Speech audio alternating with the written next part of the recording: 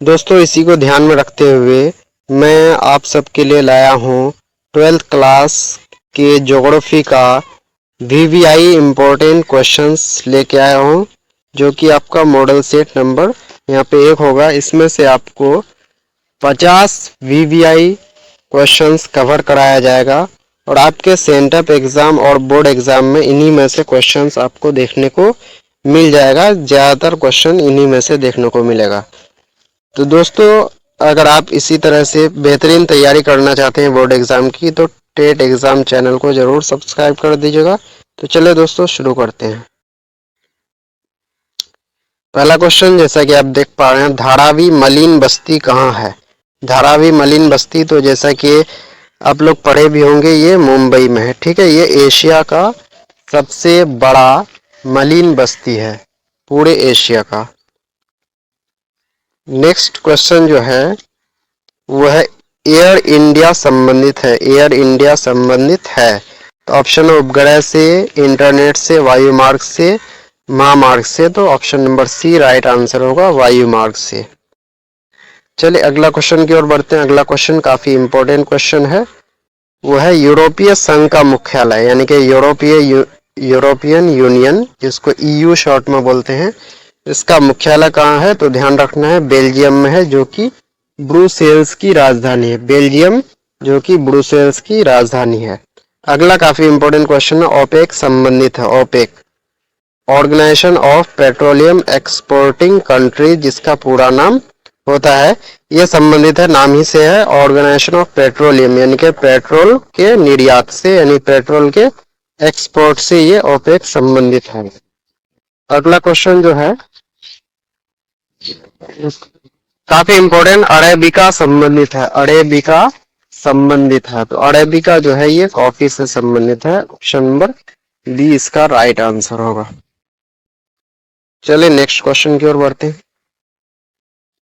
Next question Neeru मीरू संबंधित है। नीरू मीरू संबंधित है, काफी इंपॉर्टेंट क्वेश्चन है, जल संभर प्रबंधन से, यानी कि option number A right answer हो जाएगा। अगला क्वेश्चन, रानीगंज प्रसिद्ध है। रानीगंज प्रसिद्ध है, ये है कोयला के लिए। ये रानीगंज कहाँ पे पड़ता है? तो ये पे आपको पड़ता है वेस्ट बंगाल में। अगला क्वेश्चन जो है 2011 की जनगणना के अनुसार भारत में जनसंख्या घनत्व है। तो भारत में जो जनसंख्या घनत्व है तो वो 382 है, 382, ध्यान में रखना है। अगला क्वेश्चन जो है वो है हरित क्रांति में किस फसल का सर्वाधिक उत्पादन हुआ था? तो ध्यान रखना है गेहूं का सर्वाधिक उत्पादन हुआ था और चावल के उत्पादन में कमी आ गई थी। ध्यान रखना, हरित क्रांति की शुरुआत जो है, हरित क्रांति का जनक एम.एस. स्वामीनाथन को कहा जाता है, जो कि कुछ दिन पहले ही उनकी मृत्यु हो गई। एम.एस. स्वामीनाथन, ध्यान में रखना, एम.एस. स्वामीनाथन। चलिए अगला क्वेश्चन की ओर बढ़ते हैं। अगला क्वेश्चन जो है वो गैरिसन नगर का संबंध है, तो ध्यान में रखना है छावनी से, ध्यान में रखना है छावनी से। ठीक है, नेक्स्ट क्वेश्चन काफी इंपॉर्टेंट है, डेसिबल में मापा जाता है। डेसिबल में मापा जाता है, वो मापा जाता है ध्वनि प्रदूषण को। ऑप्शन नंबर डी, डेसिबल को डी बी से डिनोट करते हैं। अगला क्वेश्चन जो है वो पारादीप पत्तन किस नदी में पर स्थित है? पारादीप पत्तन किस नदी पर स्थित है?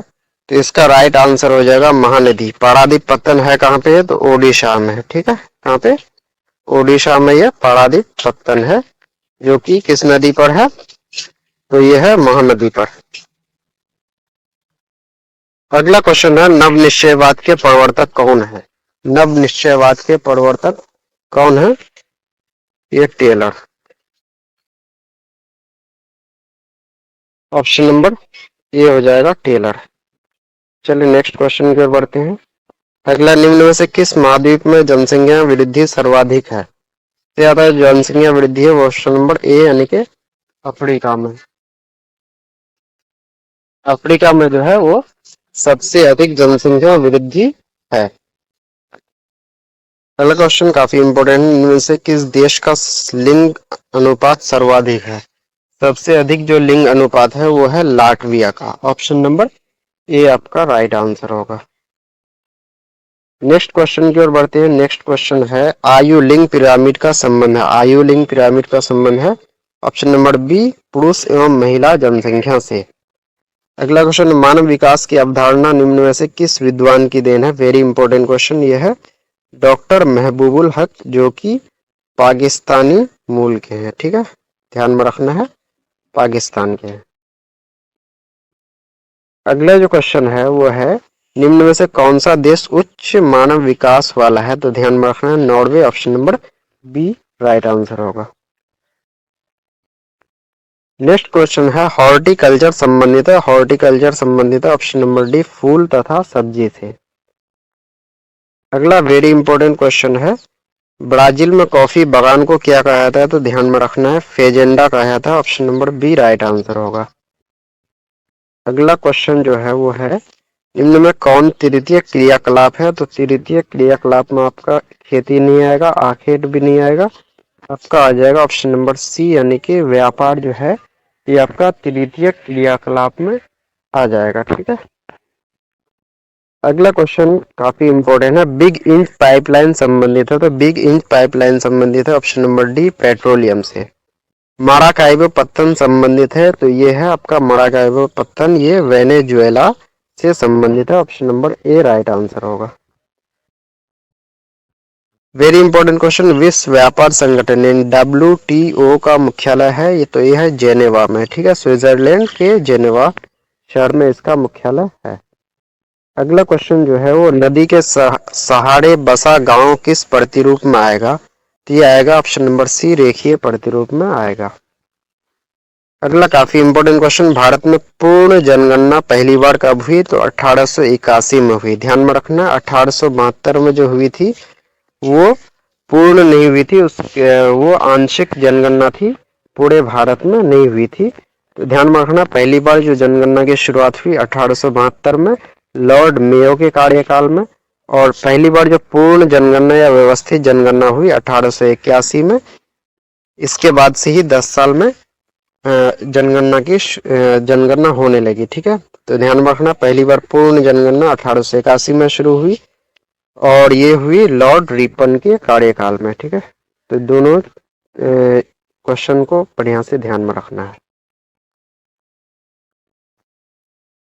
अगला क्वेश्चन 2011 की जनगणना के अनुसार बिहार में प्रति वर्ग किलोमीटर जनसंख्या घनत्व। ध्यान में रखना बिहार में पूरे भारत में सर्वाधिक है 1106।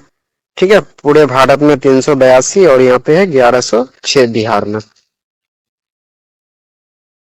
अगला जो क्वेश्चन है वो है मानव विकास सूचकांक में भारत के भारत के निम्नलिखित राज्यों में से किस एक की कोटि उच्चतम है। तो ध्यान में रखना केरल, यहाँ की साक्षरता दर भी उच्चतम है पूरे भारत में, तो ऐसे यहाँ पे जो है मानव विकास सूचकांक में भी जो है ये नंबर 1 है। नेक्स्ट क्वेश्चन जो कह रहा है वो है 2011 की जनगणना के अनुसार भारत की साक्षरता का प्रतिशत है। 2011 की जनगणना के अनुसार भारत में साक्षरता का प्रतिशत ध्यान में रखना है 74.04। ऑप्शन नंबर सी में 74.4 है जो कि गलत है, 74.04। ठीक है, और महिला साक्षरता दर की बात करें तो 65.46 ध्यान में रखना आपको। अगला जमशेदपुर किस प्रकार का नगर है। तो औद्योगिक नगर है, यहाँ पे टाटा यानी टिस्को की स्थापना हुई थी 1907 में। Tata iron and steel company की शुरुआत हुई थी जमशेदपुर में, इस वजह से ये हो जाएगा औद्योगिक नगर। ठीक है, अगला काफी इंपोर्टेंट है भारत में हरित क्रांति कब शुरू हुई। तो 1960 के दशक में, अगर एग्जैक्ट बात करें तो 1967 के आसपास जो है शुरू हुई थी, इस वजह से right answer option number B होगा 1960 के दशक में। अगला क्वेश्चन काफी इंपोर्टेंट है निम्नलिखित में कौन सबसे महत्वपूर्ण जूट उत्पादक क्षेत्र है। तो ये हो जाएगा आपका गंगा डेल्टा यानी कि option number C right answer होगा।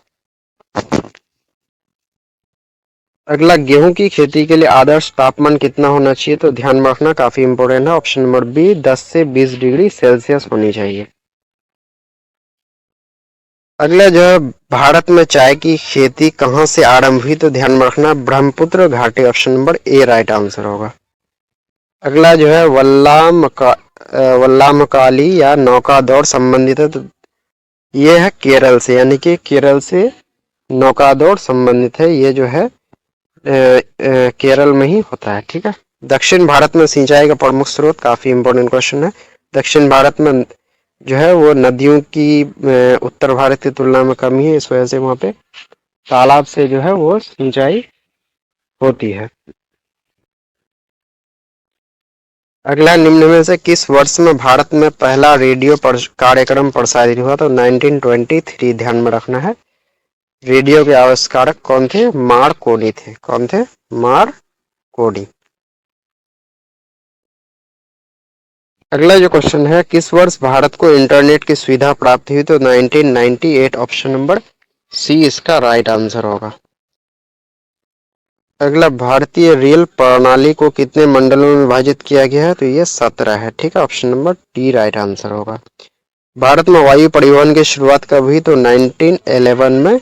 ठीक है, 1911 में इलाहाबाद से नैनी के बीच हुई थी। ठीक है, 1911 में। अगला काफी इंपोर्टेंट क्वेश्चन, पूर्व पश्चिम गलियारा। पूर्व पश्चिम गलियारा ये जोड़ता है सिलचर को पोरबंदर से। सिलचर जो कि असम में और पोरबंदर जो कि गुजरात में है। तो पूर्व में सिलचर और पश्चिम में पोरबंदर, इन दोनों को जोड़ता है पूर्व पश्चिम गलियारा। निम्न में से कौन सा एक स्थलबद्ध पोताश्रय है? स्थलबद्ध यानी कि लैंडलॉक, चारों तरफ से भूमि से घिरा हुआ, यह है विशाखापट्टनम जो कि आंध्र प्रदेश में है। काफी इंपोर्टेंट क्वेश्चन है ये। अगला है, निम्न में से कौन जवाहरलाल नेहरू बंदरगाह कहलाता है? तो नावा शेवा जो कि मुंबई में है, इसी बंदरगाह को जवाहरलाल नेहरू बंदरगाह भी कहते हैं। तो ध्यान में रखना है इसको। अगला है, निम्न में से कौन सा अम्ल वर्षा का एक कारक है? तो अम्ल वर्षा का कारक है वायु प्रदूषण। निम्न में से कौन पूर्व मध्य रेल मंडल का मुख्यालय है, यानी कि ईस्टर्न सेंट्रल रेलवे, ईसीआर का मुख्यालय जो है वो है हाजीपुर, यानी कि बिहार में। क्योंकि हाजीपुर कहाँ पे है? बिहार में। काफी इंपोर्टेंट क्वेश्चन है ये। हाजीपुर बिहार में, यानी कि बिहार में एकमात्र रेल मंडल का मुख्यालय जो कि हाजीपुर में है, वो है कौन सा? ईस्टर्न सेंट्रल रेलवे, यानी कि पूर्व मध्य रेलवे का मुख्यालय है। अगला है, उत्तर दक्षिण गलियारा जोड़ता है। उत्तर दक्षिण गलियारा जो कि जम्मू को जोड़ता, सॉरी, श्रीनगर को जोड़ता है कन्याकुमारी से, यानी कि श्रीनगर उत्तर में हो गया और कन्याकुमारी तमिलनाडु का एक शहर है। श्रीनगर को कन्याकुमारी से जोड़ता है उत्तर दक्षिण गलियारा। उत्तर दक्षिण गलियारा। चलिए नेक्स्ट क्वेश्चन की ओर बढ़ते हैं। अगला, राष्ट्रीय जलमार्ग संख्या 1 नेशनल वाटरवे 1 जो है वो जोड़ता है, तो ध्यान रखना, प्रयागराज यानी कि इलाहाबाद को हल्दिया से जोड़ता है। काफी इंपॉर्टेंट है। जबकि राष्ट्रीय जलमार्ग संख्या 2 जो है वो सादिया को धुबरी से जोड़ता है।